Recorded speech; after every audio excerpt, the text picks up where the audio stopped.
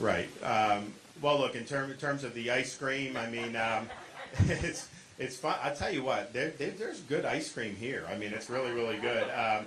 Probably I would do cookies and cream would probably be my favorite. But, you know, our kids, they like whatever looks the best. So we actually got them ice cream last night. We did the Family Leader Forum in Des Moines. And, you know, they got like the purple whatever with the marshmallow, and like that's what they love, right? So we did that, and it's fun.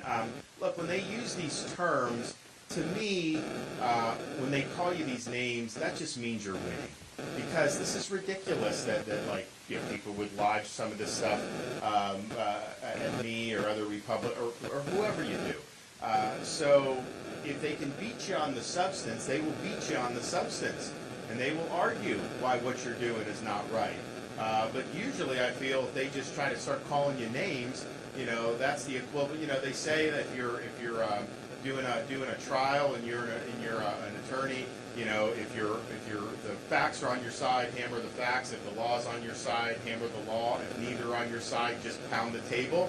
Well, to me, that's the political equivalent of just pounding the table.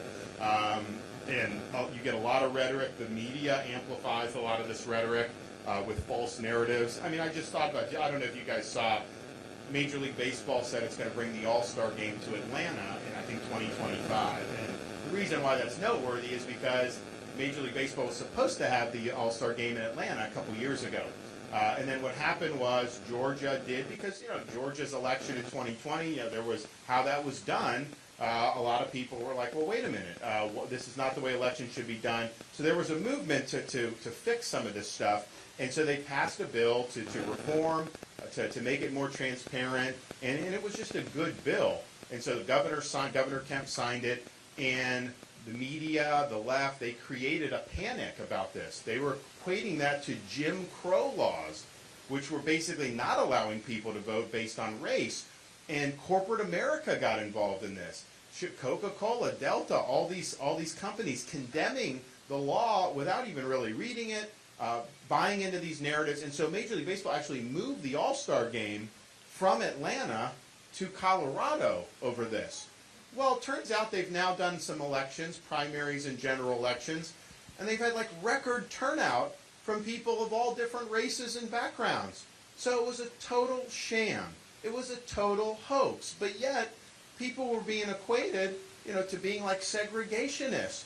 So much of this rhetoric is just totally off the chart. Anytime you hear that, that should be a sign to you that the people lobbing those accusations don't have the facts on their side, and they're resorting to name-calling, and they think that that somehow is going to be enough to win these political arguments. I think we're done with all that. I think we know how the left operates. I think we know these things as a bunch of hogwash. And so stand for what's right, be right on the issues, speak the truth.